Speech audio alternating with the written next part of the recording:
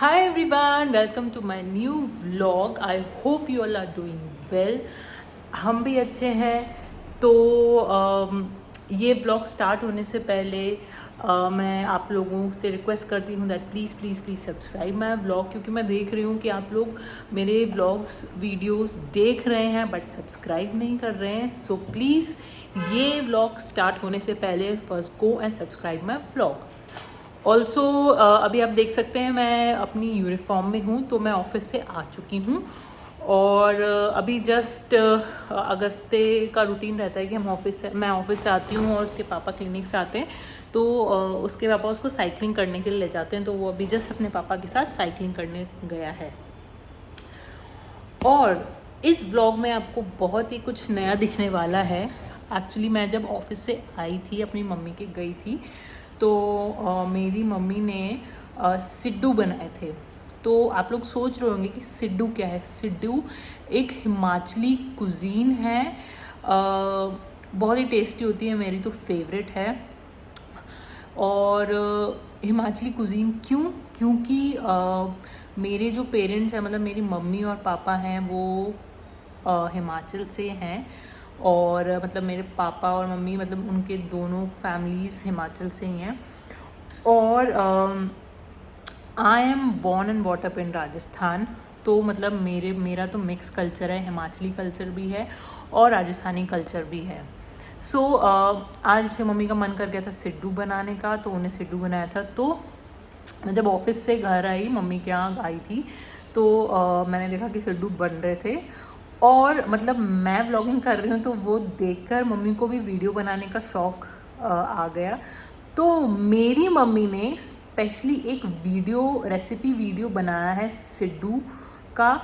सो मैं जो वीडियोज़ और क्लिप्स मेरी मम्मी ने ली हैं, वो मैं इस ब्लॉग में अटैच कर रही हूँ। तो अगर आपको नहीं पता कि सिड्डू क्या है और कैसे बनता है, तो आप इस ब्लॉग में आगे बने रहिए रेसिपी जानने के लिए। एंड या वन मोर थिंग, मैं कहना चाहूँगी कि आप लोग मुझे जितना प्यार देते हो इस ब्लॉग में उससे डबल ट्रिपल प्यार दीजिएगा, क्योंकि इस ब्लॉग में मेरी मम्मी है और मेरी मम्मी ने ब्लॉग बनाया है।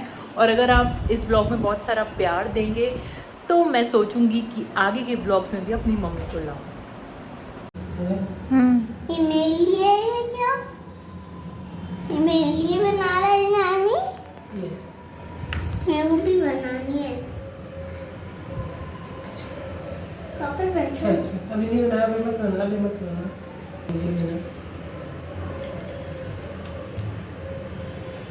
आज सिड्डू खाने का मन था, क्योंकि मैं कुल्लू से हूँ और रहती राजस्थान में हूँ, तो मैंने सोचा चलो आज मैं सिड्डू बनाती हूँ और इसकी रेसिपी भी बताती हूँ। जैसे ये मसाला है, इसमें अखरोट, खसखस और भी कुछ डाल सकते हैं, जैसे 4 मगज वगैरह डाल सकते हैं। नमक, मिर्च, धनिया, लहसुन, जो खाता है लहसुन तो नहीं भी डाल सकते हैं। तो इसका आटा जो होता है उसको ईस्ट डाल के फर्मेंटेशन की जाती है।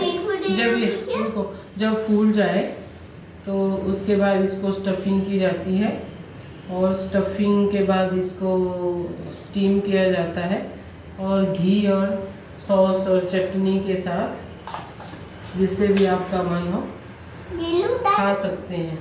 वैसे इसको प्रॉपर मैं बताऊंगी आपको कि कैसे। इसको ऐसे पेड़ा बना के बेल लिया, और इसमें ये मसाला डाला। नो मत करेगा तू। इसमें मसाला डाला। इसको अब ये ऐसी तरह मसाला डाल के इसको फोल्ड करो। यस, और ऐसे इसको फिर दबा दो, क्योंकि इसके जॉइंट जो है फिर जब स्टीम करते हैं तो खुल जाते हैं। तो इसको एक बार ऐसे अच्छी तरह दबा दो, ऐसे ऐसे ऐसे। और आप सोच रहे होंगे कि नीचे क्यों रखे हैं, इसमें मैंने शॉल बिछाई है, इनको थोड़ी देर रेस्ट अगर इनको थोड़ी देर रेस्ट दिया जाए, जैसे इनको ढाँप दिया जाए और उसके बाद 10-15 मिनट बाद स्टीम किया जाए तो ये काफ़ी अच्छे बनते हैं और फूल जाते हैं। तो इसलिए मेरे को लग रहा था खड़े खड़े कितनी देर तक खड़ी रहूँगी, इसलिए मैंने अपने मंदिर में एक शॉल बिछा ली और उस पर बनाना शुरू कर दिया। धन्यवाद। फाइनली अब ये फूल गए हैं और उसके बाद ये जो स्टीमर है इसमें डाल दिए जाते हैं और ग्रीसिंग करके और ऊपर से ढक्कन, और ढक्कन के बाद ये 10 से 20 मिनट इनको रखा जाता है। और जब ये टूथपिक से इनको इस तरह देखा जाता है कि कच्चा तो नहीं आटा, अगर इसमें लगता है तो कच्चा है और नहीं। ये अब तैयार है सिड्डू। मैं अभी आपके सामने निकाल के बताती हूँ।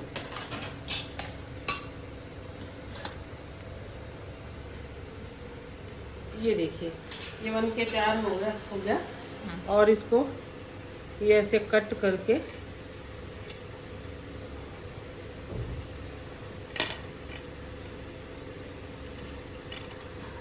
तो ऐसे कट किया जाता है और इसको घी या सॉस के साथ खाया जाता है। तो मम्मी के यहाँ से आने के बाद मैंने सिड्डू खाए, बहुत बहुत बहुत टेस्टी थे। और हमारा रैंडमली जो मेरे फ्रेंड्स हैं उनके साथ प्लान बन गया गणेश जी देखने का, तो हम पहले नगर सेठ महाराज के आए थे। मैं बता दूं कोटा के ये बहुत बहुत बहुत फेमस गणेश जी हैं। एक तो नगर सेठ महाराज और रामपुरा के राजा, तो ये बहुत फेमस और यहाँ पे बहुत ही धाम से गणेश उत्सव मनाया जाता है। और हर साल मैं जाती हूँ दर्शन करने, तो आज हमारा रैंडमली प्लान बन गया जाने का। आप देख सकते हैं कि कितना बड़ा पंडाल बनाया हुआ और इतनी सुंदर डेकोरेशन हो रखी है। तो मेरे साथ अगस्त्य आ गया था।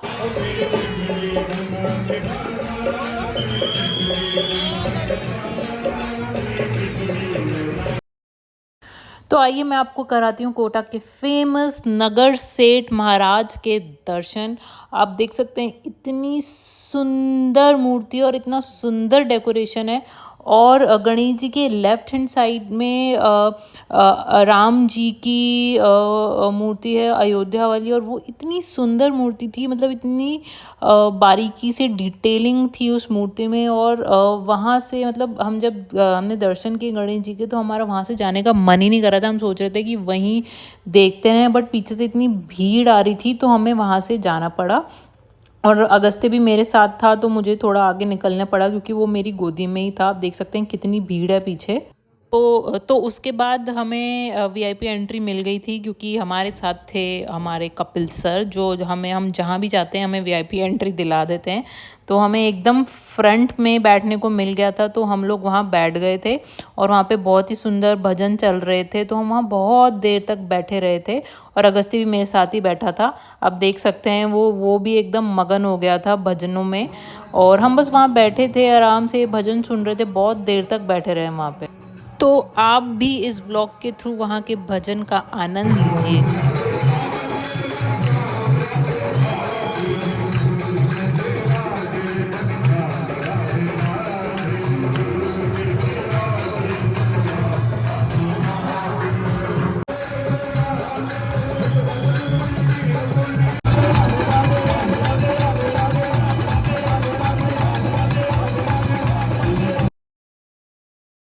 तो नगर सेठ के दर्शन करने के बाद हम निकल गए थे रामपुरा के राजा के दर्शन करने के लिए।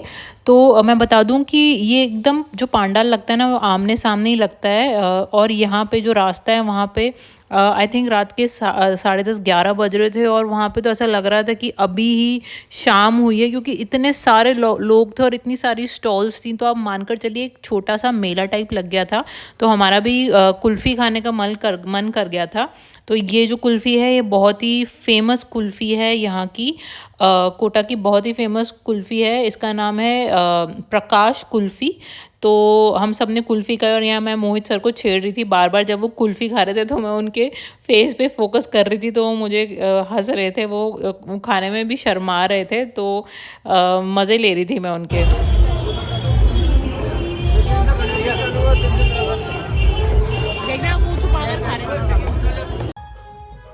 तो ये जो पंडाल है ये है रामपुरा के राजा का पंडाल। आप देख सकते हैं यहाँ भी इतनी सुंदर डेकोरेशन हो रखी थी, ऐसा लग रहा था कि किसी की शादी का रिसेप्शन है।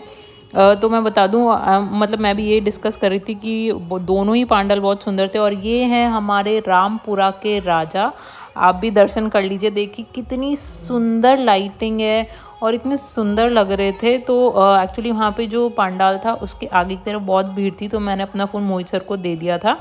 और अगस्त्य जैसे कि आप देख सकते हैं मेरे साथ गोदी में था, तो मैं फटाफट थोड़ा सा आगे जाकर दर्शन कर कर वापस आ गई थी। और हम ऑलमोस्ट थोड़ा सा लेट भी हो गए थे, तो मैंने फटाफट दर्शन किए और मैं वहाँ से निकल गई थी। आप देख सकते हैं कि कितनी भीड़ है और लोग आ रहे थे इतनी लेट तक। So guys I am back. अभी बज रहे हैं रात के 11:30। मैं अगस्त्य को ले गई थी, तो वो मतलब ऑब्वियसली उसके सोने का टाइम हो गया था, तो मैंने आते ही उसको सुला दिया है। तो हम गए थे रामपुरा के राजा और नगर सेठ गणेश जी। ये दोनों जो गणेश जी हैं ये कोटा के बहुत बहुत फेमस हैं। और यहाँ पे बहुत हर साल ये जो दोनों गणेश जी बैठते हैं, हर साल धूमधाम से बनता है गणेश उत्सव। और जैसे कि मैंने आपको वीडियोस में भी दिखाया कि एक मेला टाइप ही लगता है, और मतलब सारी फूड स्टॉल्स, शॉप्स और एक छोटा मेला होता है। और हम लोग तो फिर भी 11:30 बजे आ गए थे वहाँ से, बट ये आई थिंक रात को 1-2 बजे तक चलता होगा। और हम जब निकल रहे थे वहाँ से तो लोग आ रहे थे, एंटर ही कर रहे थे, तो आई थिंक वो रात को 2-3 बजे तक चलता होगा। सो आप लोग मेरी शक्ल देखकर भी अंदाज़ा लगा सकते हैं कि मैं कितनी थक गई हूँ। तो बस इट्स टाइम टू स्लीप, क्योंकि कल अगस्त्य का स्कूल भी है। सो अब कल मिलते हैं। Good night, sweet dreams.